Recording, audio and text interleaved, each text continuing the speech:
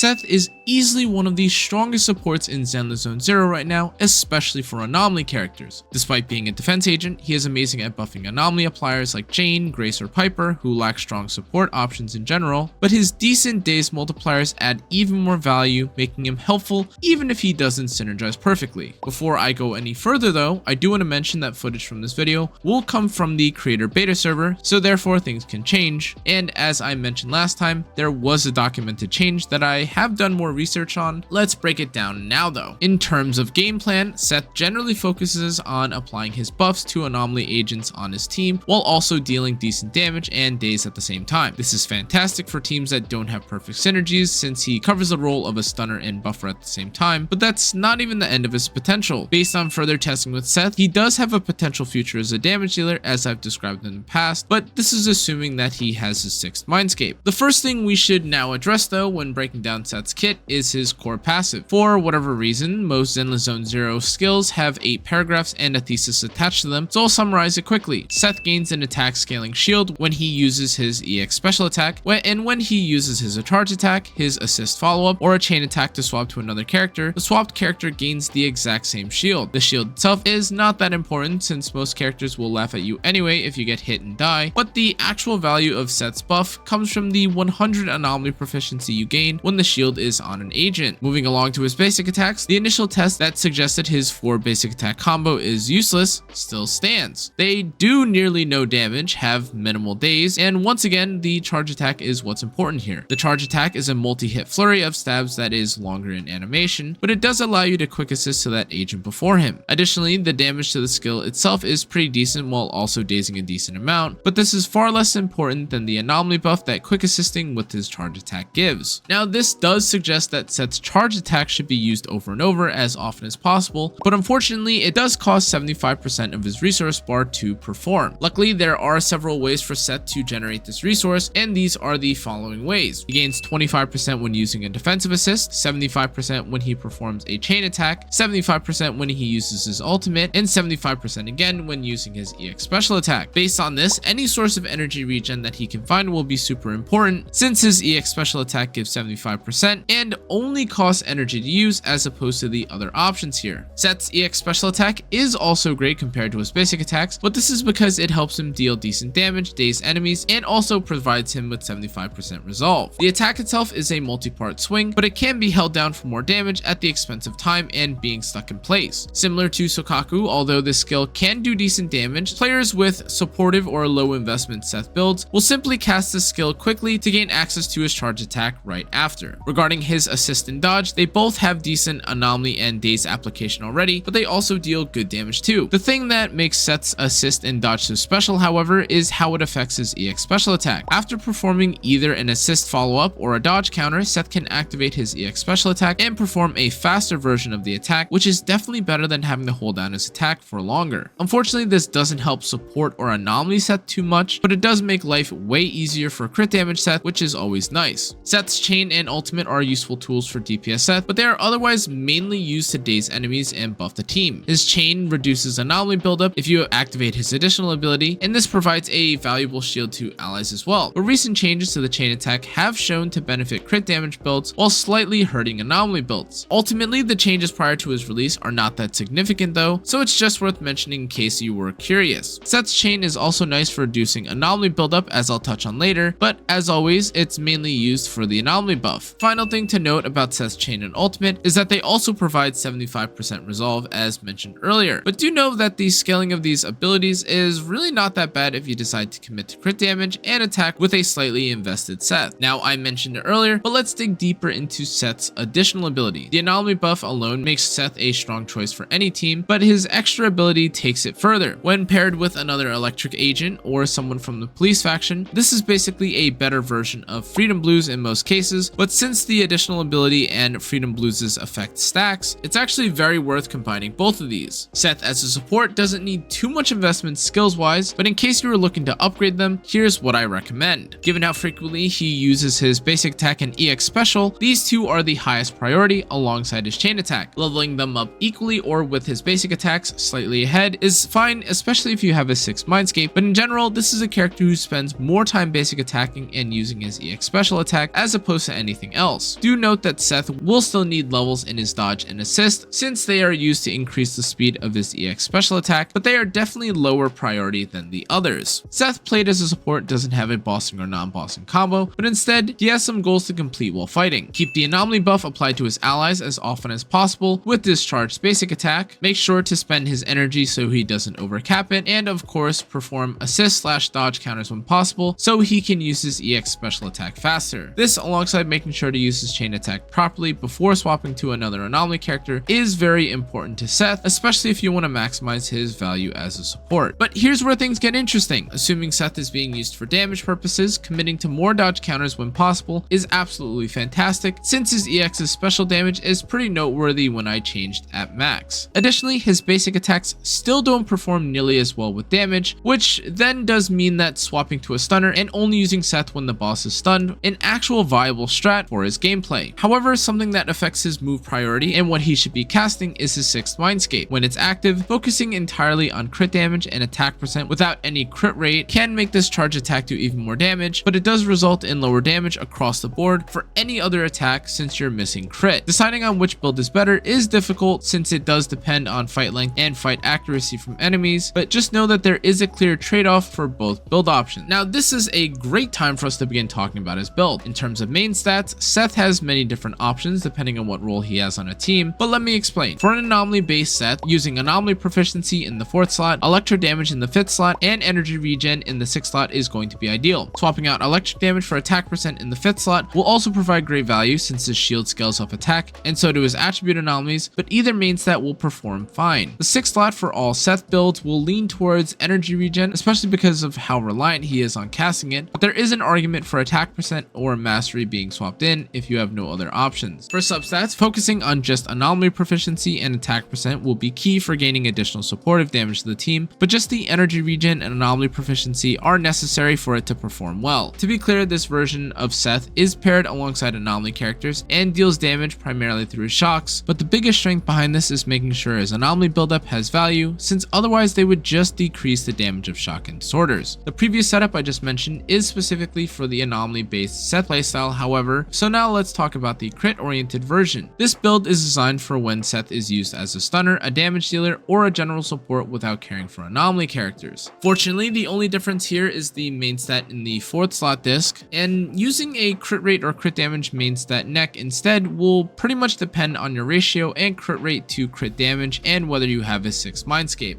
His substat priority does also change with attack percent and crit being way more important, but that's the entire change from anomaly to crit builds. For Seth's 4-piece disc drives, you have a few options. Shockstar Disco to boost his stunning, Freedom Blues to enhance anomaly application, and Swing Jazz as a versatile supportive set is definitely going to be helpful. For a damage dealer build, consider Woodpecker, Puffer for short rotations, or Thunder Metal if you just want his element damage. However, the choice depends heavily on your team composition. For instance, Freedom Blues is useful if no one else can apply its debuff, but it won't stack if another team member like Grace is already using it. Given the varying situations, Swing Jazz is definitely the most versatile, easy to use, and generally recommended because of its easy team damage bonus. For Seth's 2-piece option, Swing Jazz is your best bet if it's not already being used as his 4-piece option, since the damage increase is universally valuable. Otherwise, choose the set with the best rolled stats. The true value of a 2-piece set effect comes from effects that can't be obtained as substats. So even if a Swing Jazz 2-piece has lower performance than another set, it is still worth considering simply because of its unique energy regen, which you can't get from any other substats. Has minimal to no defense scaling, making attack percent bang boos ideal. Seth's best W engine is definitely his own, though Spring Embrace also performs well as it's one of the few defense W engines with an attack percent main stat. Unlike Ben, who benefits from defense scaling, Seth has minimal to no defense scaling, making attack percent W engines ideal. But unfortunately, most of Seth's alternatives lack an attack percent main stat and otherwise don't offer much team value anyways. As an example, Bunny Band and Big Cylinder don't align with Seth's damage calculation and also don't perform any great team utility either. However, Original Transmorpher is a potential option for Seth's stun build, boosting Seth's impact for 12 seconds. Though to be honest, this still makes it less effective compared to other stun focused W engines. With build out of the way, let's break down his impactful Mindscapes. Seth's first Mindscape is fantastic since it increases the anomaly proficiency buff by 10 seconds, but this is more quality of life the same way that Rina's is too. 10 seconds is roughly a 33% increase in duration, however, so of course this is still impactful. Seth's Mindscape is also great since it provides him with a free quick assist cast at the start of battle, but its added effect of increasing his charge attack's anomaly buildup is even more perfect if you're running an anomaly based Seth. Unfortunately, this does end up being way more annoying if you aren't trying to apply anomaly with Seth, however, and are using him in a crit focused build. Seth's 4th Mindscape provides him with a meaningful 25% increase in days from his defensive assist. While this definitely seems simple, this boost definitely significantly impacts longer fights. Assists are frequent, especially when fighting robots or enemies in Shiyu defense, so the added days that you get from leveling up your skills is definitely valuable in these locations. But finally, we can talk about Seth's 6th Mindscape, which adds 500% damage based on his attack, guaranteed to crit with a 60% crit damage boost. This enhances his charge attack damage by a lot, but a crit damage only build can be inconsistent, especially in longer fights. Though it excels in shorter battles, there is a major challenge, which is trying to avoid crit rate rolls or HP rolls in ZenlessZoneZero. Fully committing to this build might not be worthwhile initially as well, but overall the 6th Mindscape does offer pretty good damage potential, even if you don't avoid crit rate at all. The best role that Seth can play on a team is being an anomaly enabler by simply giving his anomaly buff and by reducing the enemy's anomaly buildup resistance, but since this is the case, here are a few teams that he performs well in. A team involving Jane, Chingy, Seth will definitely find success since Jane relies heavily on assaulting the enemy, and this assault alongside Seth's daze potential actually allows most teams with him to simply stunlock and blow up any enemy. Anton, Grace, Seth is also a decent alternative if you've already invested in Anton or Grace and don't have Rina as your support option for the team, but unfortunately Rina's value does end up being way higher if the enemy has higher defense, but as it stands right now, since she is just an S rank and doesn't have that much defense to pen, there is definitely still value to Seth here as a free-to-play buffer as well. As a side note, Seth does have a defensive assist as opposed to Rina's evasive assist, but this is primarily relevant only for dazing enemies specifically and does not affect their value outside of this. If running Seth as the main damage dealer, he mostly just needs a stunner and support. In this case, Chingy alongside Lucy will perform the best considering their fast quick assist, attack increases, and stun damage increases, but any combo of stunner and support will work too, like on Sokaku, Ambi Nicole, Kaleda Lucy, and more will all suffice since they just need to provide Seth with damage increases, but from what I've tested, Chingy and Lucy ended up performing the best. R4 free to play or include less common pairings with Seth. I will put them on screen now, but do know sometimes that they do not synergize perfectly and or sometimes you won't get the additional ability. Fortunately though, Seth does play several roles on a team and she doesn't affect him this much, so feel free to mix and match from the options that you have on your account. Now as we end off today's video guys, the question of whether Seth is worth pulling for is interesting, especially since he's an A rank and future S rank characters have already been teased. He's a solid addition as a support or buffer to any team, but he only shines particularly well when alongside anomaly characters. We are in the middle of a potential meta shift with Jane doing a ridiculous amount of damage done in general, but whether this is actually worthwhile and whether Seth is now pull worthy because of it is up for you to decide. Personally, I do find Seth alongside Jane to be one of the strongest compositions in the game, since it does allow you to hyper carry and spend more time with Jane. This is of course field dependent and also dependent on which fight you're fighting and how much you like Jane. Overall, as always though, pull if you like this character's design, and of course they're never going to be performing worse than the next Hoyo character, so if you also like him for meta purposes, feel free to pull him now too. In any case though guys, that's going to be it for this video. Thank you again for watching. I hope you appreciated or learned something from this video. If you did, make sure to check out my socials, make sure to check out the rest of my other videos on my YouTube channel. Thank you again for watching though. I will see you guys on the next one. Stay safe, stay healthy.